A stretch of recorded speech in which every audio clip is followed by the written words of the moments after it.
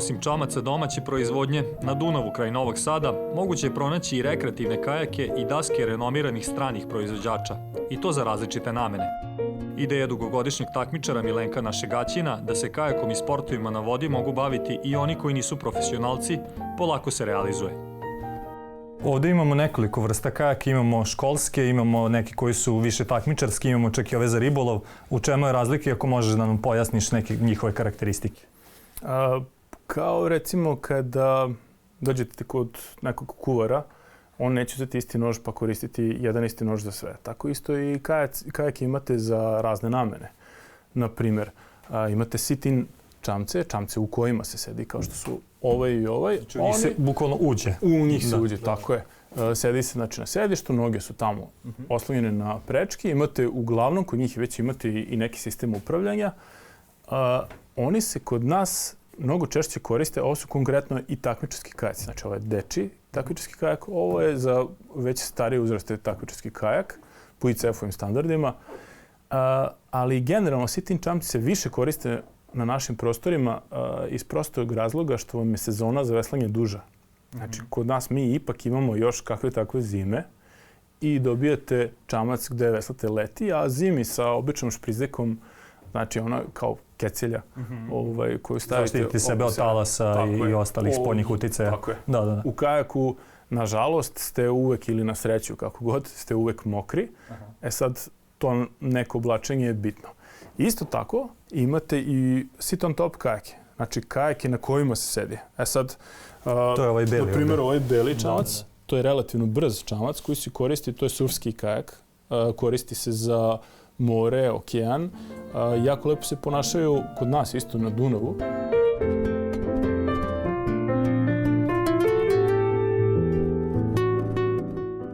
Takmičarski kajaci, kako je vidimo danas, su se razvijali u nekih 100 godina, ali to je samo jedan deo. To je vrh kao gledate Formulu 1, ali vi imate i Formulu 1, imate i transportne automobile i kamione i svašta nešto. I tako imate i kajake. Znači, takmičarski kajaci, to je nešto što samo, hajde kažemo, odabrani veslaju, to jest jako duga je obuka koja je potrebna za tako nešto. Ali, srećom, imate mnogo stabilnijih čamaca. Znači, stabilnost je taj faktor koji vama ne dozvoljava da prvi put sedete takmičarski kajak.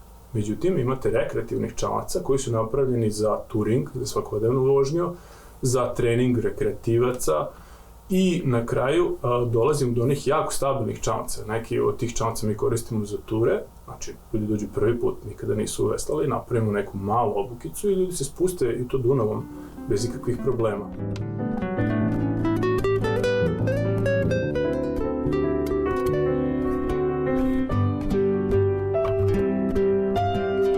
I savjet nekome ko želi po prvi put da se osamostali i isplovi na Dunav ili neku drugu reku u Srbiji, ko ima otprilike budžet neophodan da bi kupio neki solidan čamac, bilo kajak, bilo dasku? Pa u suštini par stotina evra je već dovoljno. Par stotina evra nije baš 200-300, ali tu negde 500-600, kajak odličan već tu negde od 800 pa naviše. Tu su odlični čamci koji mogu da se uzmu za taj neki novac. Ili da prvo dođu da iznajme, da probaju?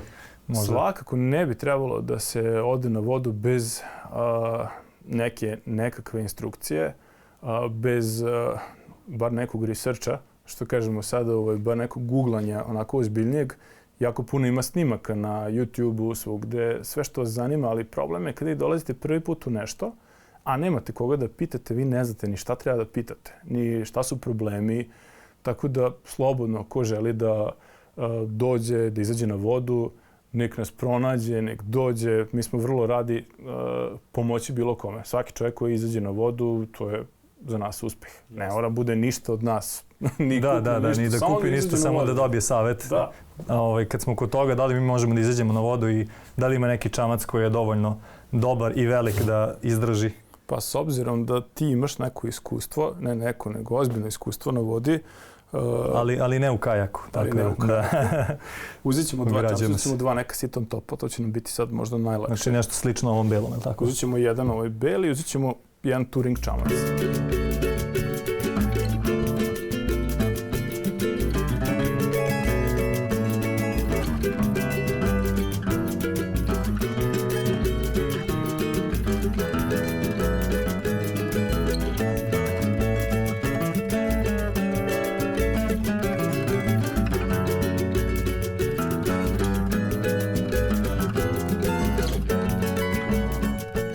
izneli smo čamac na vodu i sad je prvi sledeći korak da uđemo u čamac. Da li imaju neke posebne instrukcije? Ima. Svaki čamac, ne svaki, ali recimo ovaj konkretno čamac koji smo izneli na vodu je surfski kajak koji je napravljen pre svega za plažu. Vi sada, pošto je ovde vreme hladno i ostalo, mi izlazimo sa čamca ili sa pontona, nebitno. Tako da izlazak će ti biti malo teži nego što je bio inače. Znači, ovaj čamac je napravljen da baciš ga na vodu, raširiš noge oko njega i sedneš. I to je to. I jako je lako ulazak. A s obzirom da ne idemo sa plaže, nego sa pontona... S obzirom da ne idemo u plažu i da smo obučeni i to sve, a napolje sad već Dunav je 5-6 stepeni, mi ćemo to da uradimo ovako. Ali ću ti ja malo pomoći sad, okej? Može, govori. Znači, ideš ovako. Leva noga ovde. Desna noga ide do nje. Sad, pošto si u patikama, to je malo teže. I odmah ideš sa... Desna noga ovde. Tako, i odmah ideš nazad. Sedneš, tako je. Opa. Dobro. Nije najslavnije, ali smo uspeli. Nema veze, prvi put, okej. Nasloniš se skroz nazad. Jesam. I to je to.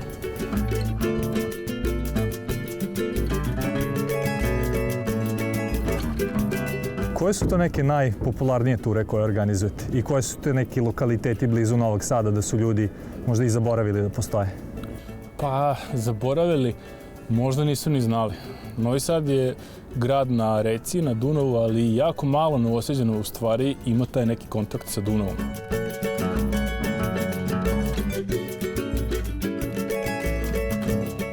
Rakočki Dunavac je lep, priroda je relativno netaknuta, nema civilizacije koja je izašla praktično, nema kuća, nema skoro pa ničega što je izašlo na obalu. Srećom, taj deo je plavan, pa samih naselja nema uz obalu.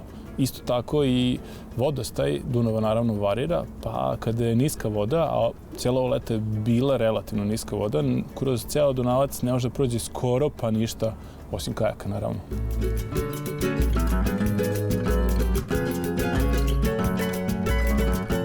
Što se samo ovog kajaka tiče u koji sam ja sad ušao, on ima neku dovoljnu stabilnost da čak i početnik može da se osjeća bezbedno. Ti verovatno i osjećaš sada da on ima neku relativnu stabilnost, tu inicijalnu, sekundarno ima mnogo veću, ali osjećaš i da ne bi bio neki velik problem da se prevneš verovatno. Ali vidi, ti si veslao dosta toga sličan ili srodno nešto. Neko ko je veslao, ko nikada nije veslao, verovatno bi se osjećao malo nestabilno u ovom čamcu. Imamo neke oznake, na primjer od 1 do 10, gde je recimo takmičarski čamac je 1, najnestabilniji, 10 je nešto što je najstabilnije, gde je zaista teško se prevrnuti. Ovo je negde na polovini 6, 7, tako negde. Dobro, nadam se da smo sigurni. Ako si voljan da mi se pridružiš, možemo malo i zaveslati. Ja sam ušao bez prevrtanja, vidjet ćemo da ćeš ti to uspeti. Pa bome, znaš šta, nisam ni ja skoro u ovome bio. Opa, to je ipak iskustvo. To je ipak iskustvo, ja mislim. Jeste. Odnosno, nedostatak isto kod mene, ali što se mene tiče, idemo pa šta nam Bog da. Okej. Ajmo.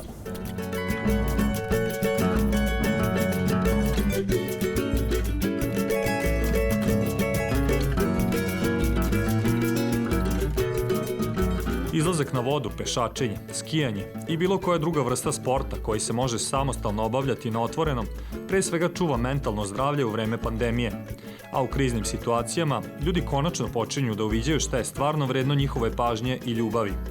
Stoga je boravak u prirodi sa pravom ponovo visoko na listi prioriteta.